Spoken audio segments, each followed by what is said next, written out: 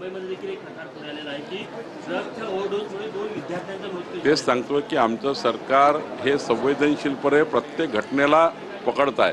अशा व्यवसाय करणारे जे या ठिकाणी लोक आहेत, कोकीन ड्रग्स वगैरे, मोठ्या कारवाया सुरू झालेल्या आहेत. सरकारच त्या ठिकाणी मोठ्या प्रमाणावर सुमोठं या ठिकाणी मोठ्या मोठ्या कारवाया करतात. आधी तर कारवायाच व्हायच्या नाही.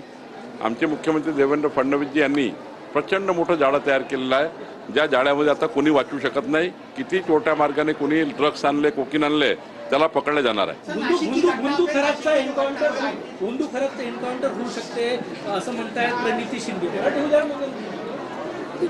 असं आहे, मी आधीच सांगितलं होतं सर्व नेत्यांना आणि सर्व लोकांना की माननीय मुख्यमंत्र्यांनी सभागृहामध्ये विधिमंडळामध्ये संपूर्ण प्रकरणाची वस्तुस्थिती मांडली आणि सर्व राजकीय लोकप्रतिनिधी सर्वांना विनंती केली की तुमच्याकडे काही पुरावे असतील ते तुम्ही SITला द्या.